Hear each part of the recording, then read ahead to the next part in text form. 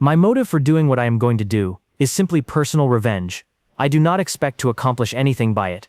Lincoln, Montana, 1996. This cabin is the chosen home of Theodore J. Kaczynski, more commonly known as the Unabomber. He's long been feared as America's smartest criminal, a serial bomber who's killed and wounded targets across the country with no clear connection. For 17 years, he's eluded the FBI. It's the largest, most expensive manhunt in the Bureau's history. He's the evil genius they simply can't catch. Likely history's most intellectual serial killer. He's terrorized the nation, instilling fear in Americans about opening their mail and getting on planes. And he did it all from his cabin. Here is where he built his bombs, where he wrote his manifesto, and where he evaded capture for nearly 2 decades. It's where he turned from off-the-grid recluse to world-famous murderer. This cabin contains all the evidence the FBI will need to convict him. It's located deep in the Montana wilderness. Back in 1969, Ted moved here from California, where he left behind a shining career as a math professor at UC Berkeley. He wanted to get closer to nature and far, far away from everyone who pisses him off, which is most people. He built this cabin with his brother back when Ted still talked to him. But it's got no electricity, no plumbing, just a wood stove, a bed, and a whole lot of books. Right now, Ted is building another bomb. They're meticulously crafted, and he's continuously improving his technique. Every year they become more lethal. In fact, he's got another one under his bed, wrapped and ready to go. But he won't get a chance to send it, because despite his intellect, he made some pretty dumb mistakes. Time keeps slipping. Set yourself for the trail. Goodbye's ticket. Call it read that T. You've got me. Born in 1942, Ted grows up in a pretty average family in the suburbs of Chicago. They're working-class Polish Americans. His parents are politically progressive, bookish, and intellectual, and really into the outdoors. They're strict but loving. At least that's how they remember it. It becomes obvious at a young age that Ted is exceptionally gifted, so his parents push him to succeed. He skips 2 grades and easily aces every class. He's a pretty normal kid for someone with an IQ of 168. Sure, Ted is quiet, shy around girls, and arrogant, but he has a core circle of friends and plenty of hobbies. Like his parents and brother, he loves playing music, reading, and camping. People like Ted. They'll later remember him as a sensitive, respectful kid. All that starts to change when Ted enrolls at Harvard University at just 16 years old. Like many college freshmen, Ted struggles to adjust. Here, he no longer feels like the smartest person in every room. And as a working-class kid thrown into the world of America's elite, he's a fish out of water. Other students and even faculty mock his shabby clothes and blue-collar background. He's deeply bothered by their snobbery, pain that will follow him through life. Ted's also just really young, younger than almost everyone else on campus. As an adult, Ted will write his mother furious letters about this. He demands apologies for pushing him out of the house before he was ready. Ted becomes depressed, and his grades suffer. His classmates describe him as a total loner, moody, rude, and virtually mute. He's that guy on the dorm floor who only leaves his room to go to class, who ignores everyone else, who slams doors. There's a stench of rotting food wafting from his room. Ted doesn't know it yet, but his withdrawn and alienated demeanor has caught the eye of a psychology professor. Dr. Henry A. Murray is very famous with an on-campus research center named after him. He's basically a god in the social sciences. Murray is looking out for particular types of students, those who will make excellent guinea pigs for an experiment. His final most elaborate experiment, the capstone of a long and illustrious career. It also happens to be a CIA-funded project designed to cause extreme distress and break down the subject's sense of self. Clearly, we are in a position to do a great deal of damage, and it does appear that the FBI is not going to catch us anytime soon. The FBI is a joke. It's the 1970s in San Francisco. The city is a hotbed of anti-government activity. There's outrage over the Vietnam War. Protest bombings are a regular occurrence. Explosions happen every week up through the mid-80s. The FBI dubs it the Belfast of North America. Radical far-left groups like the Weather Underground and the Symbian Liberation Army claim credit for many of the bombings. So most of the cases are pretty straightforward in terms of understanding motive and perpetrator. But amidst all of this, the FBI's San Francisco bomb squad makes a shocking discovery. 12 mysterious, similarly built bombs can be linked to one elusive killer or group. They have next to nothing to go on. Just for whatever unknown reason, this string of explosives seems to target universities and airlines. Whoever is building these bombs is an expert crafter, and careful to not leave any DNA behind. Not a hair, not a fiber. They're encased in beautiful handmade wooden boxes. There are no eyewitnesses to the bombings, and no letters from organizations claiming credit. The victims appear to be scattershot of random people. The unknown perpetrator is referred to by the code UNIBOMB for University and Airline Bomber. So far, his bombs have killed 1 person and injured 20 others across 5 different states.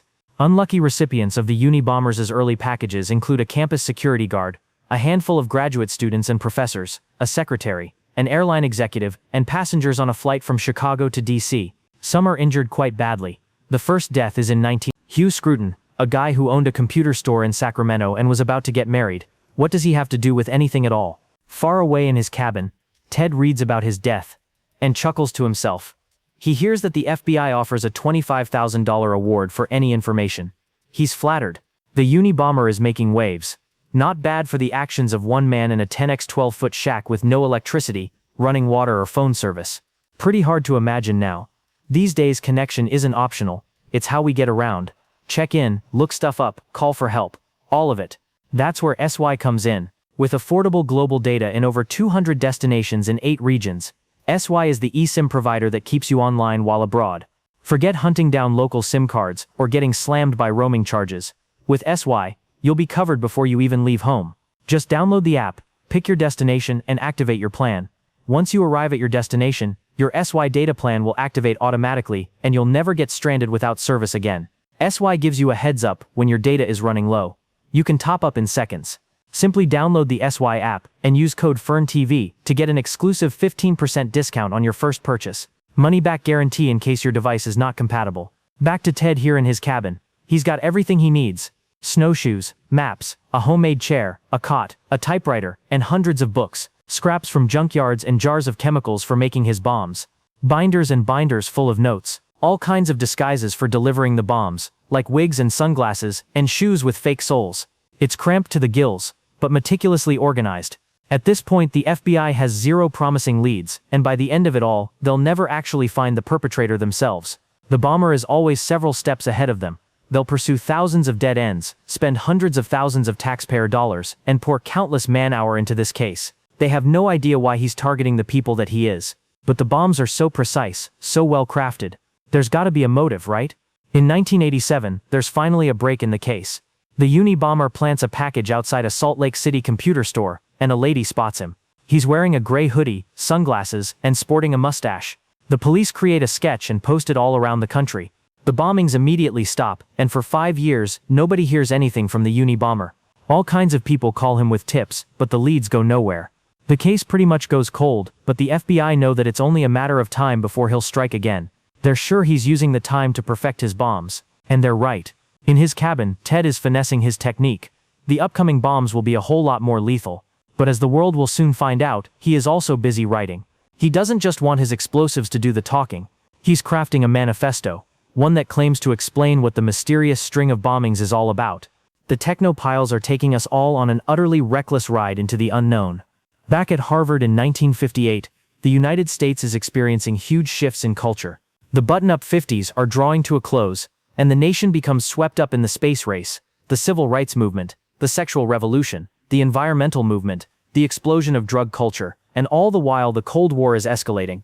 The American military is paranoid that communists have developed mind-control drugs and brainwashing techniques, and they're eager to catch up, so they're covertly experimenting with ways to manipulate behavior. U.S. intelligence officials are especially interested in developing a perfect truth drug for interrogating enemies, and they believe LSD might be it. But they're also testing a wide range of ways that psychological manipulation could bend the will of anyone to do whatever the U.S. military wants. They've even enlisted help from the Nazi scientists, who experimented on Dachau inmates with hallucinogens and interrogation methods. The military illegally smuggles these war criminals over to get their advice on brainwashing as part of Operation Paperclip.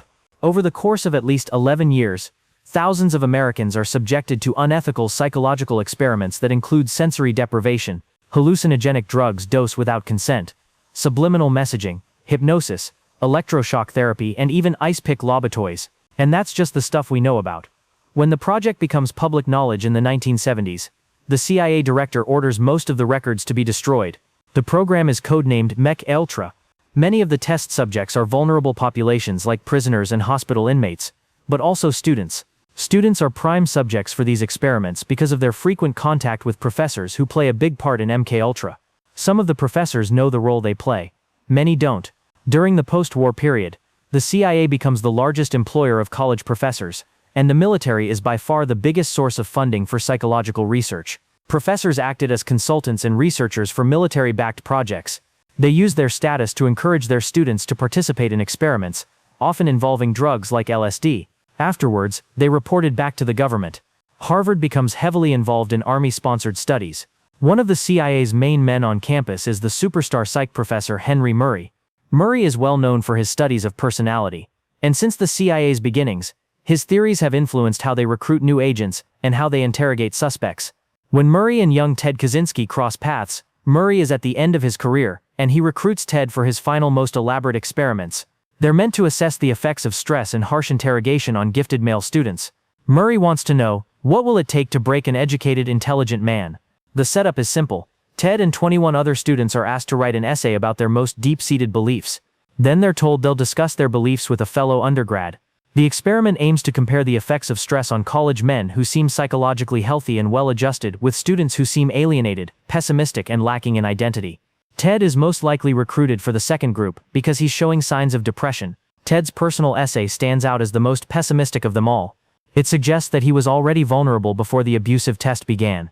He is also the youngest and the poorest in the group. The students are told this exercise is just to study different personalities. In truth, now the real experiment begins. The essays are handed to lawyers trained in manipulation who are instructed to attack the values expressed in them. The students endure harsh interrogations in brightly lit rooms. They face calculated personal critiques designed to humiliate and erode their sense of self. All the while electrodes monitor their stress responses. Later they have to watch these stressful and humiliating moments on video over and over again for 3 years. As Murray himself describes it, the tests were designed to be abusive. He's had a lifelong fascination with pain and stress and is known to have a sadistic streak. Plenty of participants will later report the experience to be deeply unpleasant with lasting trauma. But Ted's responses are the most extreme in every category. Murray's team identifies him as the most traumatized of all. Yes, Ted Kaczynski got MK Ultra. You can read all about it at cia.gov. And consequence. Many claim the CIA created the Unabomber, but that's an oversimplification. It's not so easy to prove how much effect the experiments had on Ted's turn to terrorism. None of the other students in the experiment are known to have become killers. Some psychologists believe the experiments were stressful enough to create anger problems in Ted or even aggravate latent schizophrenia. But other psychologists evaluate him as undeniably sane. Ted himself dismissed the idea that the tests were anything resembling psychological torture. He was very invested in being seen as psychologically healthy until the bitter end. He's taking great pains to not be painted as damaged or crazy. He wanted his murders to be understood in the context of his beliefs, not his personal history. If people saw his actions as a result of trauma or madness, it would invalidate his ideas that formed his last year at Harvard. Ted becomes increasingly disillusioned with the industrial technological system. He comes to believe that technology is slowly destroying humanity and eroding our freedom. He's horrified by widespread psychological suffering and how industrial technology has severely damaged the planet. He's certain that it will only get worse the more technology develops. So anyone who helps advance technology in any way is the enemy. Scientists, engineers, business people, what Ted calls the technician class. Ted starts having revenge fantasies and becomes obsessed with how society enforces obedience with psychological controls. He daydreams about breaking away from society and living off the grid. Ted graduates Harvard and goes on to get his PhD in math at the University of Michigan. He's quickly establishing himself as a brilliant mathematician and is offered a tenure-track position at UC Berkeley as their youngest professor ever. His students don't like him very much, but he's publishing groundbreaking papers on boundary functions. But Ted resigns one day without warning. He tells his family that he's done with teaching math to future engineers. Engineers who will advance the industrial technological system and continue destroying the planet. Ted buys a bit of land near Lincoln, Montana, and builds a cabin with his brother. He's ready to escape the advanced technology that surrounded him at UC Berkeley. He wants to live a simpler life, far away from everyone he's ever known. And then he starts to build his first bomb. Through our bombings, we hope to promote social instability, an industrial society, propagate anti-industrial ideas, and give encouragement to those who hate the industrial system. In 1993, the Unabomber strikes twice after a 6-year hiatus. 2 prominent researchers, a computer scientist and a geneticist, receive packages the size of a VHS tape. The bombs detonate upon opening, and both professors are badly injured. Shortly after, the New York Times receives a typewritten letter. It claims credit for the bombs and says the public should expect more to come. In 1994 and 1995, the Unabomber succeeds in killing 2 people with his mail bombs, an advertising executive and a forestry lobbyist. As feared, his explosives have become notably more sophisticated. Bombings are usually accompanied with demands. Demands for money or some kind of action. What made the Unabomber so difficult to understand and to find is that his bombs never came with any requests. They seem to be built only to cause fear, injury, and death.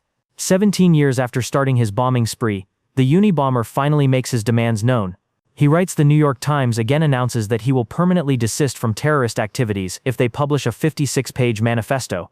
The request kicks off a fierce debate within the FBI and the newspaper, to publish or not to publish. The FBI has a clear policy to not negotiate with terrorists, but they also believe he'll honor his promise and stop killing people. After all, this is what the bombs were seemingly for, to force people to pay attention to his views. Plus, they still lack leads.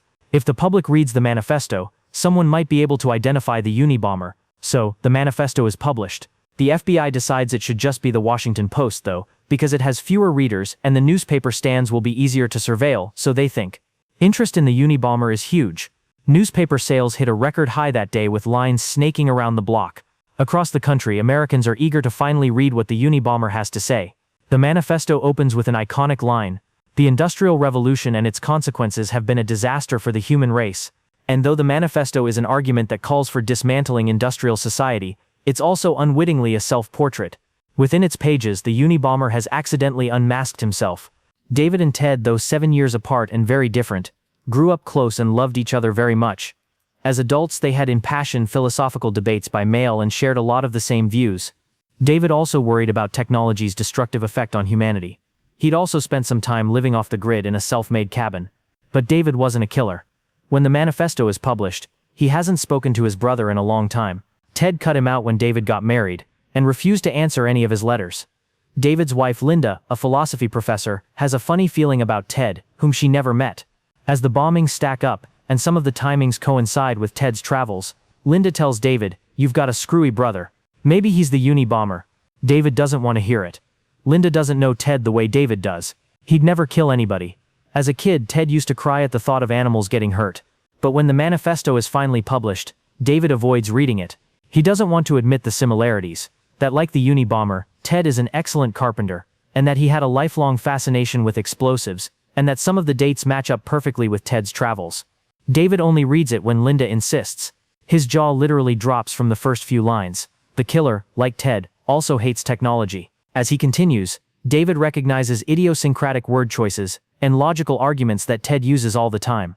There is no escaping the truth. Ted is the Unabomber. So, after some moral qualms about betraying his brother, David alerts the FBI. They are bound to make me out to be a sickie, and to ascribe to me motives of a sordid or sick type.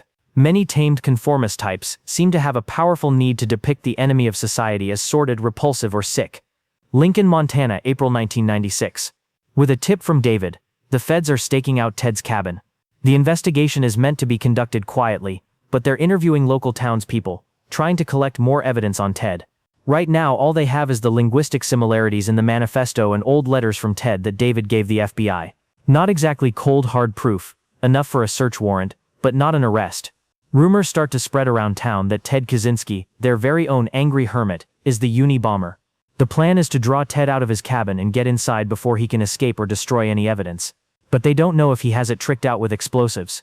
Nobody would be surprised if he did. Ted has no idea he's under surveillance. So when someone knocks and says some land surveyors need to talk, he believes them and opens the door.